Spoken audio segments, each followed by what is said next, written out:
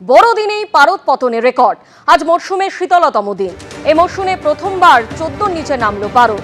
আজ কলকাতার সর্বনিম্ন তাপমাত্রা 13.7 ডিগ্রি সেলসিয়াস। দার্জিলিংয়ে তাপমাত্রা নামল 3 ডিগ্রিতে। টাইগার হিলের ছবি আপনারা এই মুহূর্তে দেখতে পাচ্ছেন।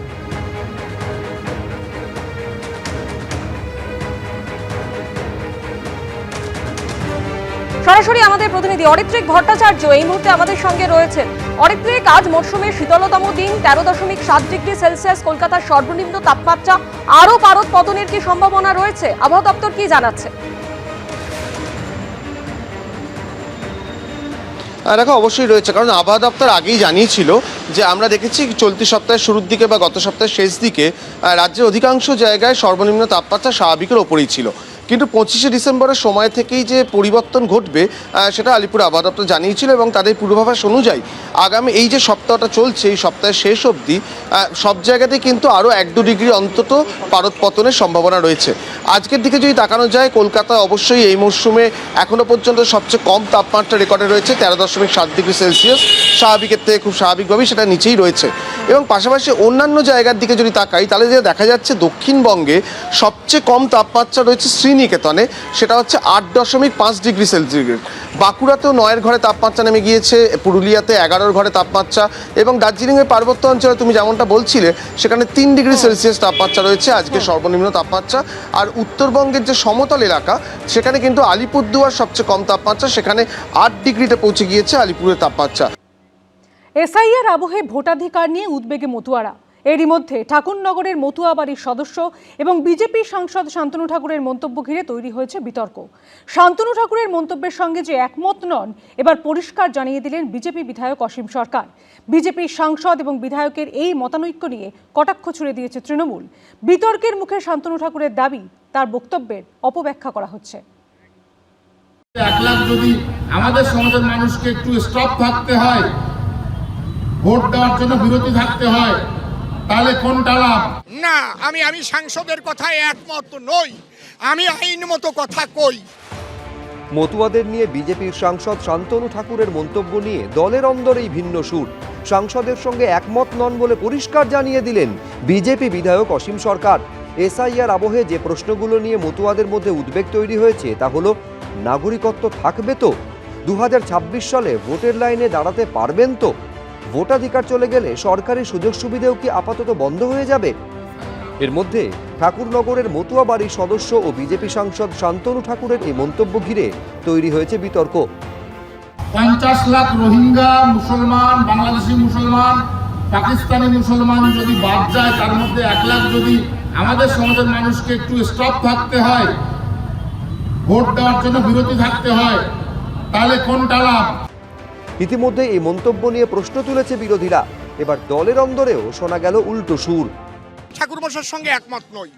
ঠাকুরমশাই বলেছেন 1 লক্ষ বাদ গিয়ে যদি ওদের 50 লক্ষ বাদ যায়, একটাও বাদ যাবে না। আমি চাইবো কেন্দ্রীয় আমাদের স্বরাষ্ট্র মন্ত্রণালয় থেকে একটা অর্ডার সিএ বেসিসে বের করা হোক, এবং তা বের করবার জন্য আমার শেষ রক্তবিন্দু দিতে হলেও আমি দেব। না, আমি সাংসদের কথায় একমত নই। আমি আইনমত কথা কই। বিজেপি সাংসদ ও বিধায়কের এই মতানৈক্যে কটাক্ষ ছুড়ে দিয়েছে তৃণমূল। শান্তনু ঠাকুররা এসআইআর এর নামে মতুয়াদের উপর একটা কালো মেঘ ভর্তি অনিশ্চিত আকাশ চাপিয়ে দিয়েছেন। ওনারাই তো এই এসআইআর এর এই অপরিকল্পিত জিনিসটাকে ডেকে এনেছেন। ফলে মতুয়ারা যখন সমস্যায় পড়েছেন, এখন দায় এড়াতে গিয়ে তারাই এখন পারস্পরিক মুখ রক্ষায় ব্যস্ত। বিতর্কের মুখে শান্তনু ঠাকুরের দাবি, তার বক্তব্যের অপব্যাখ্যা করা হচ্ছে। গাড়াপোতার একটা প্রোগ্রাম থেকে বলেছিলাম যে সম্ভাবনা আছে যে আমাদের লোকেদের নাম বাদ যাওয়ার। আপনারা তাড়াতাড়ি দ্রুত সিএ অ্যাপ্লিকেশন করুন, আমাদের দায়িত্ব আপনাদের ভোটার লিস্টে নাম তোলানোর। এটার অপব্যাখ্যা করে যদি কেউ কিছু করতে চায়, তাহলে আমার তো কিছু বলার নেই। এক একজন এক এক রকম কথা বলছেন, আর তাতেই দুশ্চিন্তা আরও বাড়ছে মতুয়া সম্প্রদায় ভুক্তদের। সমীরণ পাল, আশাবুল হোসেন, এবিপি আনন্দ। প্রথমে মেলেনি প্রশাসনের অনুমতি। দিনের দিন আদালতের অনুমতি নিয়ে সাগরদ্বীপে সভা করলেন শুভেন্দু অধিকারী। 7,000 সমর্থক নিয়ে সভা করার অনুমতি মেলার পরই সভা থেকে কার্যত হুঁশিয়ারির সুর শোনা গেল তাঁর গলায়। কালকে রাত্রিবেলা 10টার সময় ইলেকট্রনিক ইলেকট্রনিক্স চ্যানেলে দেখিয়েছে যে সবার অনুমতি বাতিল করলেন কাকদ্বীপের মান্যবর এসডিও মহোদয়। ওর নাম ছবিটাও আমার দরকার, পাঠাবেন আমাকে, কাজে লাগবে। ধোপে টিকল না প্রশাসনের আপত্তি। ফের একবার আদালতের অনুমতি নিয়ে সভা করলেন শুভেন্দু অধিকারী। যোগ দিলেন বিজেপির মথুরাপুর সাংগঠনিক জেলায় পরিবর্তন সংকল্প সভায়। বুধবার দক্ষিণ 24 পরগনার সাগরদ্বীপে শুভেন্দু অধিকারীর সভার অনুমতি দেয়নি স্থানীয় প্রশাসন। এই নিয়ে মঙ্গলবার মহকুমা শাসককে চিঠি দেন সাগর থানার ওসি। সেই চিঠিতে উল্লেখ করা হয়, গঙ্গাসাগর মেলায় পুণ্যার্থী ও বিরোধী দলনেতার নিরাপত্তার কথা মাথায় রেখে অনুমতি না দেওয়ার সিদ্ধান্ত নেওয়া হয়েছে। চিঠিতে বলা হয়, বিরোধী দলনেতা জেড ক্যাটেগরির নিরাপত্তা পান, ভিভিআইপি প্রোটোকলে বিকল্প রাস্তা নেই। অনুমতি না পেয়ে আদালতের দ্বারস্থ হন শুভেন্দু অধিকারী। বিচারপতি কৃষ্ণা রাওয়ের দৃষ্টি আকর্ষণ করেন তিনি। বুধবার গঙ্গাসাগরে শর্ত সাপেক্ষে শুভেন্দু অধিকারীর সভায় অনুমতি দেয় কলকাতা হাইকোর্ট। রাজ্য সরকারের প্রস্তাব অনুযায়ী সভায় অনুমতি দেয় আদালত। দুপুর 1টা থেকে বিকেল 5টা পর্যন্ত সভায় অনুমতি দেওয়া হয়। শর্ত দেওয়া হয় 7,000 সমর্থক নিয়ে করা যাবে সভা, ব্যবহার করা যাবে 50টি মাইক। রাত্রি 9:50-এ এসডিওর তরফ থেকে একটি অর্ডার আসে, যেখানে বলা হয় হচ্ছে যে পুলিশের তরফ থেকে বেসিক্যালি আপত্তি জানানো হচ্ছে, তাই জন্য পারমিশন দেওয়া যাবে না। আজকে সকালবেলাতে আমরা ওই অর্ডারটিকে চ্যালেঞ্জ করে মাননীয় জাস্টিস কৃষ্ণা রাওয়ের ঘরে আমরা আবার লিভ নিই। আদালত আজকে অনুমতি দান করেছেন, অনুমতি অ্যালাউ করেছেন, পারমিশন দিয়েছেন। আদালতের অনুমতি পেতেই সাগরে শুরু হয় সভার তোড়জোড়। সেখানে পৌঁছে প্রথমে কপিলমুনির আশ্রমে যান শুভেন্দু অধিকারী, যান ভারত সেবাশ্রম সংঘে। তারপর সভামঞ্চে বলতে উঠে মমতা বন্দ্যোপাধ্যায় ও তার সরকারকে তীব্র আক্রমণ করেন। উনি জানেন উনার সঙ্গে মানুষ নেই, কোনো মানুষ নেই। কেন নেই? কেন্দ্রের এবং আপনাদের যে অধিকার, ভারত সরকারের উন্নয়নের কাজ আপনারা পাননি। চুরি, জোচ্চুরি, দুর্নীতি ছাড়া অন্য কিছু করেনি।